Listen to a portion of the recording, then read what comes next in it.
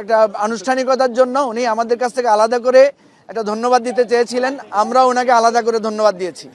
তবে সেখানে আমরা যেটা দেখলাম যে ম্যাক্সিমাম সবাই আমরা আগামী সনদ স্বাক্ষরের ব্যাপারে আমরা পজিটিভ কথা বলেছি, কিন্তু এখনও দেখা যাচ্ছে যে জুলাই সনদ বাস্তবায়নের, বিশেষ করে গণভোট কখন হবে না হবে এটা নিয়েও এখনও কিছুটা অস্পষ্টতা রয়েছে। আমি এবি পার্টির পক্ষ থেকে আমরা মাননীয় প্রধান উপদেষ্টাকে বলেছি যে আমাদের আলোচনার চ্যাপ্টারটা শেষ, আপনি সবার পক্ষ থেকে আপনি একটা সিদ্ধান্ত জানিয়ে দেন, এবং আপনি সিদ্ধান্ত জানিয়ে দিলে আশা করি দেশের মানুষ সেটাকে গ্রহণ করবে।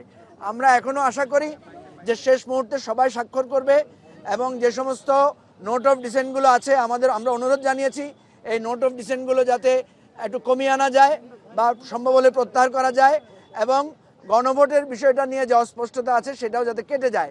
এবং আমাদের কারো হয়তো কিছু মত থাকবে, কারো হয়তো কিছু মত ক্ষুণ্ণ হতে পারে, তারপরেও আমরা চাই যে এই জুলাই জাতীয় সনদটা সুন্দরভাবে বাস্তবায়ন হোক, আগামী নির্বাচনটা সুন্দরভাবে হোক, এবং এই আমাদের যে দোদুল্যমানতা আছে সেটা কেটে যাক। আপনাদের সবাইকে অনেক ধন্যবাদ।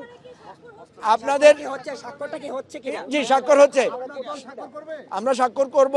আমরা বলেছি, মাননীয় প্রধান উপদেষ্টা বলেছেন অত্যন্ত আনন্দঘন পরিবেশে এইটা হবে। আমি এই সুযোগে আপনাদেরকে এটা দাওয়াত দিয়ে দিই, আগামীকাল আমাদের একটা সংবাদ সম্মেলন আছে 12টায়, আর আপনারা বলেছিলেন আপনাদেরকে একটু সাথে নেওয়ার জন্য। আপনাদের সবাই কালকে দুপুরে আমরা একসাথে মধ্যাহ্নভোজের দাওয়াত আপনাদের সবাইকে। আসসালামু আলাইকুম। জি জি।